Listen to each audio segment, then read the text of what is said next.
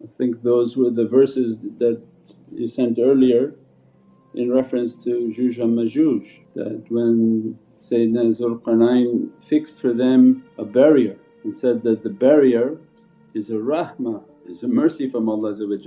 Means that it's a mercy that you don't see the things that are all around you. So it means the great reality of Bismillahir Rahmanir Rahim is people don't know how much, the A'udhu billahi minash shaitanir rajeem, Bismillahir Rahmanir Rahim, they have no idea how much is trying to attack them. Because that barrier is not in a far off land, the barrier is right in front of you.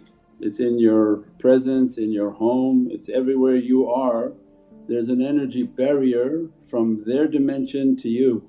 And the great rahmah that this is a mercy from my Lord that we are not seeing them, but we have the effect of their presence, their nazar, their energies, their waswas, they're the ones waswasing, they're the ones inspiring, those are the ones whom are inspiring people towards evilness. And as a result we suffer the consequences in our physical dimension. But the promise of Allah is to come true.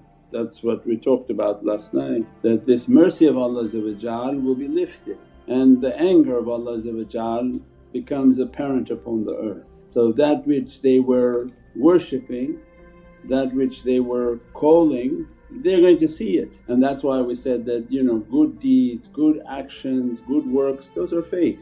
If someone thinks the harming, the torturing, the abusing is from the heavens, and when Allah's promise comes true that behind that barrier, behind that curtain you're going to see what you really worship. Those creatures that inspired you to harm people, to torture people, to kill people, to have the worst of character, when you see what type of demons you were worshipping, what type of demons were your Rabb, were your lords.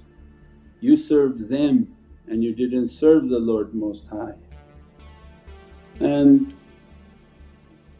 you enter their domain of hell and you go to hell with them. So this is a warning from Allah and a reminder in the teachings. It's a great mercy that we don't see that dimension, but don't take that for granted that it's not there. And the people become heedless, the people become very physical in their religious understandings, they have lack of any common sense anymore, and that's a great danger. And the spiritual dimension is 10 times more in number than ours. How could you avoid a wave, thousands of feet high of creatures that will be coming into your dimension? And that's what guidance is. So someone whom is claiming to be a lifeguard, a guard and someone to help people but doesn't see 1,000-foot wave, means they're blind here and they're blind in the hereafter. And that's when Allah said, no, those whom we gave a light, their guidance, they have a light, and those whom we didn't give a light, there's no way for them to get that light. Why do you need a light in reference to guidance? Why? Because the light is the firasa, the vision. If you enter a room and your vision is not empowered, you don't see anything in that room, regardless of how many books you read, how many books you memorized, how many times you went for Hajj, how many people you think follow you. If you enter a room and it's dark, it's dark. But what Allah says, no, there are some servants whom have a light. Means what? Because zulm, darkness, ignorance and negativity. What is the greatest battle against darkness is light. So they enter into a room, they have a light from their heart, emanate through their heart's vision. With that light they can illuminate any darkness, means they see through the darkness. The one who can see through darkness is able now to battle the darkness, because he's not a prisoner of that darkness. One whom is inferior to the darkness has no light. What can he do to affect the darkness?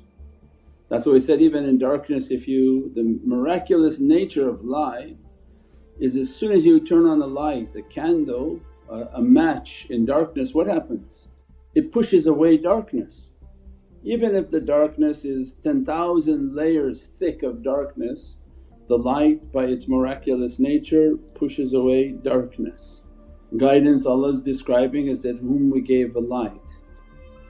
And in Surat Al-Kahf describes they have waliyun murshidun. If they're not guided, they're not given a light and they're not given waliyun murshidun. From the awliya wali and murshid who's a guide, because they have a light. Not a light they have to prove to anyone because Allah's their proof. And through the illumination of their heart and through their eyes, they illuminate dark places and they expose the darkness, and that becomes the mercy of Allah and Allah's promise is coming true. As a result of guidance, then prepare the people for Allah's promise. When the mercy is lifted and that which is evil begins to enter wholeheartedly into this dimension, in which their form will be visible, their identities, their shakl will be visible to people. Right now they suffer the consequences of just their energy, and everything that's happening on this world is to prepare for their form and for their arrival. From the inoculation to the food to the atmosphere, everything is in preparation for them coming. Because those whom serve them, they prepare for their arrival. Because the devil and his people have more respect than believing people. That's what we talked last night, that when you believe and your belief is from perfection, every task that you're given you do with the most perfection. Because Rabbil A'la, Lord Most High has called us into service. If your job is to drive, you make sure your car is polished, clean, perfected. If you cook, you prepare the best of food. If you have any responsibility, you prepare a week for that responsibility and begin to perform it, because you work for Rabbil A'la, the Lord Most High. But believers, they put their least effort and some their worst effort for Allah. When they buy for themselves, they go get name brands. When they want to give to the poor, they take their old torn up shirts and underwears and socks and they give for Allah. They're garbage. This is their belief. But when shaitans call people and he calls his satanic kingdom, they line up with a fierce belief. They do the best they can. Look at the universities they've built to come against Allah. Look at the foundations they've built to come against Allah. Look at the properties they've amassed, the wealth they have amassed, what they have given of their wealth to build the satanic kingdoms. You see their faith everywhere you look, that's their faith. When the shaitans call, we have to do, they come in millions and give. When you call for Rahman, they call you and say, I gave $5, where's my receipt? Then we see the difference. Those who believe in Allah, very few, and their belief very shaky. Those who believe in the devils and the demons, well, you don't have to prove it. You look left and right of you, wherever you are driving tonight, they built all that. The television you watch, they built it. The radio stations you hear, they built it. Everything they built. And as soon as they have a project, they call out the project, hundreds of millions, nowadays billions are thrown into those projects. Then you see this is their faith, and this is what the believers are up against, the faith of demonic and satanic people.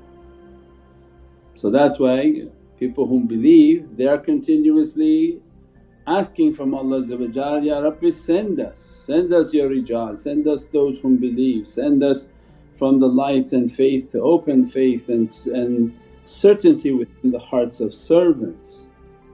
because the situation as it is now looks very bleak until Allah sends the support. But don't ever underestimate shaitan, look all around and you see the level of their faith, inshaAllah.